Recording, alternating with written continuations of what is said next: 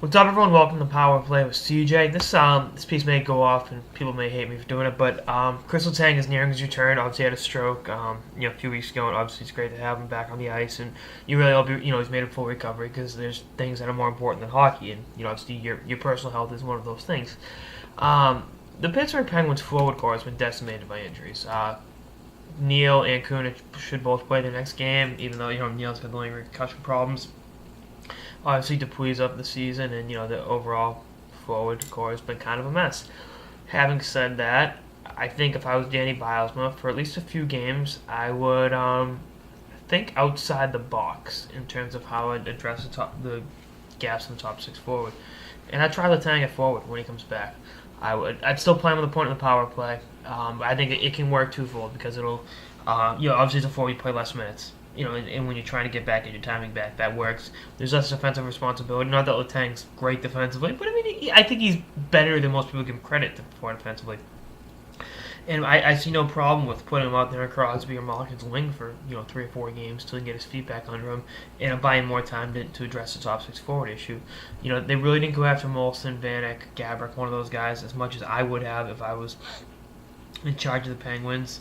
But I think there's always ways you can get around, giving up a lot of assets and therefore a lot of money to get those guys. And quite frankly, you got to think outside the box to be a successful coach. I think you look back a few years ago, the Boston Celtics, the lockout season.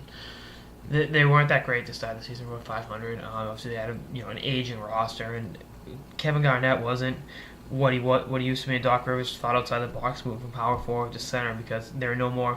It's not like it used to be with centers in the NBA where there's Kareem Abdul-Jabbar and Bill Russell, those guys. There's, Dwight Howard, and that's it. No all-time greats currently playing center in the NBA. So, because of that, their defense went up, and you got to have a few different lineups put together, and that's what helped the Celtics take the Miami Heat to 7 games that year in the playoffs. Having said that, I think a similar mindset needs to be applied with this. Go back even this. You can reverse it when Scotty Bowman moved Sergei Fedorov to defense. He's one of the best skaters in the NHL, and he was effective back there. Bowman maintained, had he played a full season, he would have been a Norris Trophy finalist. That's just how that works, and I think likewise, giving Letang looks at forward, I think it can help everyone involved. I don't think Bylsma will do it, but it's something to think about because he's obviously a very effective offensive player.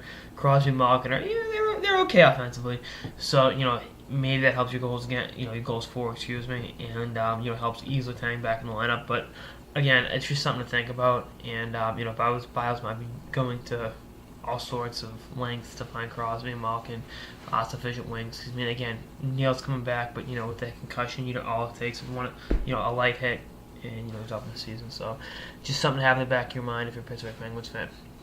Anyway, that's on this episode of Power Play with CJ on Kris Letang returning, possibly playing forward. No one's reported it. I'm just brainstorming, thinking out loud. See you for episode for the season and beyond. Later, guys.